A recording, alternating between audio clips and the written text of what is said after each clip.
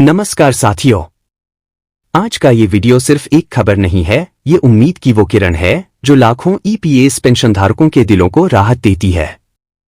कई वर्षों से आप, हम और देश भर के बुजुर्ग ईपीएस पेंशनर्स एक ही सवाल लेकर संघर्ष कर रहे थे, हमारी पेंशन क्या कभी बढ़ेगी?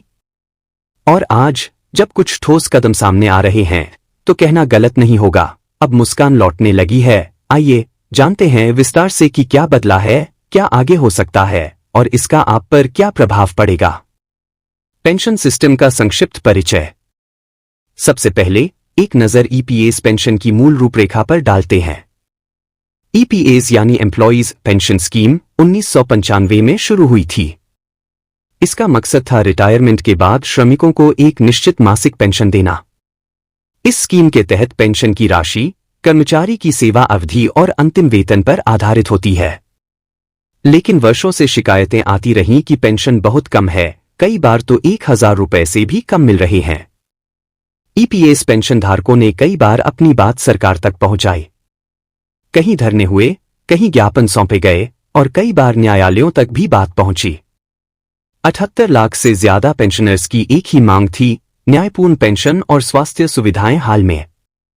अब बात करते हैं हाल के घटनाक्रमों की, जिसने इस मुद्दे को फिर से रफ्तार दी है।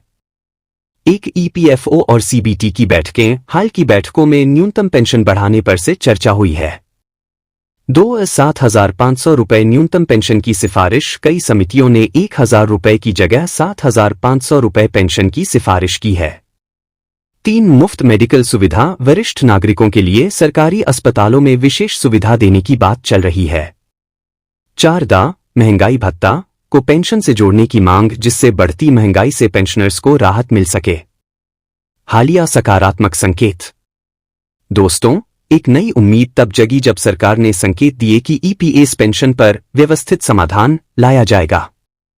संसद में उठे सवालों के जवाब में भी यह साफ हुआ है कि न्यूनतम पेंशन पर विचार किया जा रहा है। लाभ किसे मिलेगा? अब सवाल ये उठता है कि इसका लाभ किन्हें मिलेगा? जिनकी सर्विस 10 साल या उससे ज्यादा की रही है, जिन्होंने ईपीएफओ के तहत पेंशन योग्य योगदान किया है, जिनकी उम्र 58 साल या उससे ज्यादा है।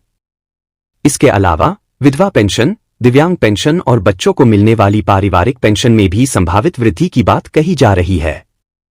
क्या कहते हैं जानकार? वित्त विशेषज्ञों का मानना है कि ये बदलाव न केवल सामाजिक सुरक्षा को मजबूत करेगा, बल्कि बुजुर्गों की गरिमा को भी बनाए रखेगा। जब एक रिटायर्ड श्रमिक को 1,000 रुपए के बजाय 7,500 रुपए या उससे ज्यादा मिले, तो वो अपने स्वास्थ्य, दवाइयों और घरेलू खर्च को सम्मानपूर्वक चला सकता है। सरकार की भूमिका और संभावनाएं।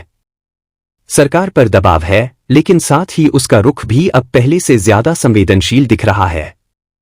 बजट में सामाजिक सुरक्षा के लिए आवंटन बढ़ा है। ईपीएफओ की निवेश आय बढ़ी है, जिससे अधिक राशि पेंशन में ट्रांसफर करने की संभावना बन रही है। ईपीएस पेंशनर्स की भावनाएं। बयान एक बुजुर्ग की आवाज में। हमने जिंदगी भर मेहनत की, पसीना बहाया।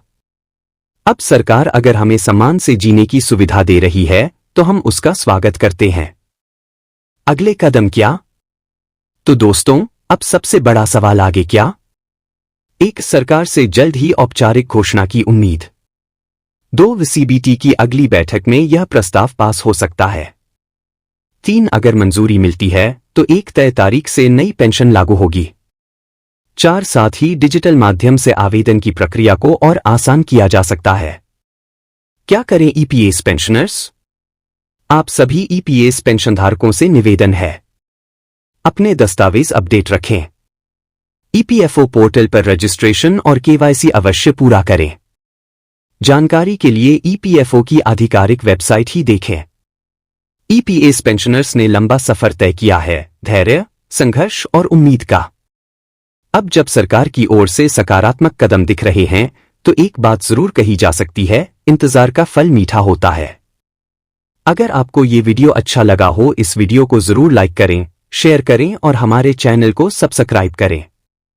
यह जानकारी मीडिया आधारित है, आप सरकारी ऑफिशियल नोटिफिकेशन पर जाकर जानकारी ले सकते हैं। मिलते हैं अगले वीडियो में एक और महत्वपूर्ण जानकारी के साथ। जय हिंद।